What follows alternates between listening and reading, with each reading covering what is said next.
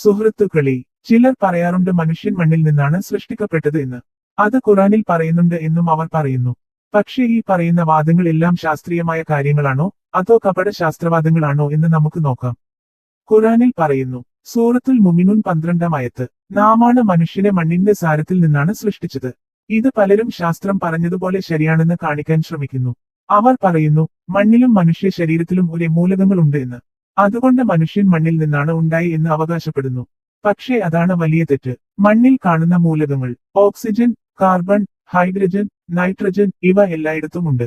അവ നക്ഷത്രങ്ങളിലുമുണ്ട്, പാറകളിലുമുണ്ട്, കടലിലുമുണ്ട്.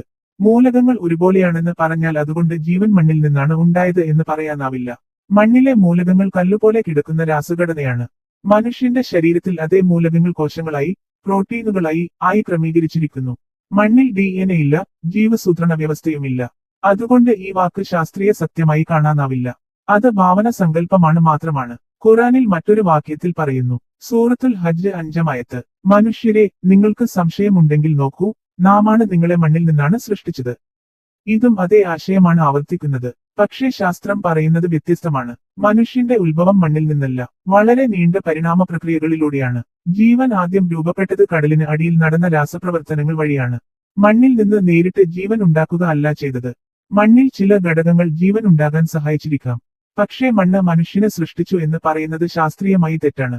ജീവൻ ഉണ്ടാകാൻ മണ്ണ്, വെള്ളം, ചൂട്, രാസപ്രവർത്തനാവസ്ഥകൾ എന്നിവ ആവശ്യമായിരുന്നു. പക്ഷേ ജീവൻ സ്വയം മണ്ണിൽ നിന്ന് പിറന്നിട്ടില്ല. മറ്റൊരു സ്ഥലത്ത് പറയുന്നു, സൂറത്തുൽ സാജിദ 7-ാം ആയത്ത്, അവൻ മനുഷ്യനെ മണ്ണിൽ നിന്നാണ് ആരംഭിച്ചത്. ഇവിടെ പറയുന്നത് മനുഷ്യന്റെ തുടക്കം മണ്ണിൽ നിന്നാണ് എന്നാണ്. പക്ഷേ ശാസ്ത്രം കാണിക്കുന്നത് ഭൂമിയിലെ ജീവൻ കടലിന് അടിയിൽ നടന്ന രാസപ്രവർത്തനങ്ങൾ വഴിയാണ് ആരംഭിച്ചത് എന്നാണ്. ചെറിയ രാസഘടകങ്ങൾ ചേർന്ന് പ്രോട്ടീനുകളായി, അത് കൂടി കോശങ്ങളായി, അവസാനം അതിൽ നിന്നും സങ്കീർണ ജീവികൾ ഉണ്ടായി. അത് കോടിക്കണക്കിന് വർഷങ്ങൾക്കെടുത്ത പ്രക്രിയയാണ്. മണ്ണിൽ നിന്ന് നേരിട്ട് ജീവൻ ഉണ്ടാക്കുക അല്ല ചെയ്തത്.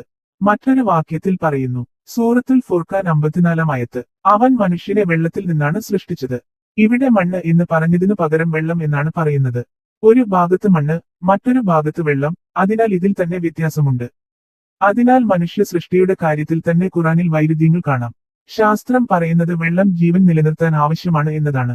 പക്ഷേ വെള്ളം മനുഷ്യനെ സൃഷ്ടിച്ചില്ല. വെള്ളം ജീവകമൂലകങ്ങൾ ഒരുമിച്ച് പ്രതികരിക്കാൻ സഹായിച്ച വേദിയാണ്. ജീവൻ ഉണ്ടാക്കിയത് വെള്ളമല്ല, രാസപ്രവർത്തനങ്ങളാണ്. മറ്റൊരു വാക്യത്തിൽ പറയുന്നു, സൂറത്തുൽ സാഫാത്ത് 11-ാം ആയത്ത്, നാമാണ് മനുഷ്യനെ പശിമയുള്ള കളിമണ്ണിൽ നിന്നാണ് സൃഷ്ടിച്ചത്. ഇവിടെ ഖുറാൻ തന്നെ പറയുന്നത് പശിമയുള്ള കളിമണ്ണ് എന്നാണ്. അതായത് ഒട്ടിയ മണ്ണ് അല്ലെങ്കിൽ നനവുള്ള കളിമണ്ണ് എന്ന അർത്ഥം. ചിലർ ഇതിനെ ശാസ്ത്രീയമായി ശരിയാണെന്ന് പറയുന്നു. കാരണം മണ്ണിൽ ജീവകവസ്തുക്കൾ കാണാം എന്നാണ് അവരുടെ വാദം. പക്ഷേ ശാസ്ത്രം പറയുന്നത് വ്യത്യസ്തമാണ്. മണ്ണിൽ ബാക്ടീരിയയും സൂക്ഷ്മജീവികളും ഉണ്ടെങ്കിലും അവ ഇതിനു മുമ്പേ ഉണ്ടായിരുന്നതാണ്. മണ്ണ് പുതിയ ജീവനെ ഉണ്ടാക്കുന്നില്ല, അത് ഇതിനകമുള്ള ജീവനെ മാത്രമേ വളർത്തുന്നുള്ളൂ. അതുകൊണ്ട് ഇത് ശാസ്ത്രീയമായി പൊരുത്തപ്പെടുന്നില്ല. ഇങ്ങനെ നോക്കുമ്പോൾ ഖുറാനിൽ പറയുന്ന മണ്ണ്, വെള്ളം, കളിമണ്ണ് എന്നീ വാക്കുകൾ ശാസ്ത്രീയമായി മനുഷ്യന്റെ സൃഷ്ടിയെ വിശദീകരിക്കുന്നതല്ല. മണ്ണിലും മനുഷ്യരിലും മൂലകങ്ങൾ ഒരുപോലെ ഉണ്ടെന്നത് ശരിയാണ്. പക്ഷേ അതുകൊണ്ട് മനുഷ്യൻ മണ്ണിൽ നിന്നാണ് ഉണ്ടായി എന്ന് തെളിയിക്കാനാവില്ല. മണ്ണ് ജീവൻ ഉണ്ടാക്കാൻ സഹായിച്ച സാഹചര്യമായിരിക്കാം. പക്ഷേ ജീവന്റെ രൂപം അതിനേക്കാൾ സങ്കീർണമായ പ്രക്രിയകളിലൂടെയാണ് വന്നത്. മതഗ്രന്ഥങ്ങൾ വിശ്വാസത്തിന്റെ ഭാഷയിലാണ് സംസാരിക്കുന്നത്, ശാസ്ത്രം തെളിവിന്റെ ഭാഷയിലാണ്. ഇവ രണ്ടിനെയും വേർതിരിച്ച് മനസ്സിലാക്കണം. മണ്ണിൽ നിന്നാണ് മനുഷ്യൻ എന്നത് ഭാവന സങ്കല്പമാണ് മാത്രമാണ്. പക്ഷേ ശാസ്ത്രീയമായി അതിന് അടിസ്ഥാനമില്ല. ചിന്തിക്കുക, അന്വേഷിക്കുക, തെളിവ് നോക്കുക. സത്യം അന്വേഷിക്കുന്നവർക്ക് തെളിവാണ് വഴികാട്ടി. സത്യത്തെ തേടുന്ന യാത്രയിൽ വീണ്ടും കാണാം സുഹൃത്തുക്കളെ.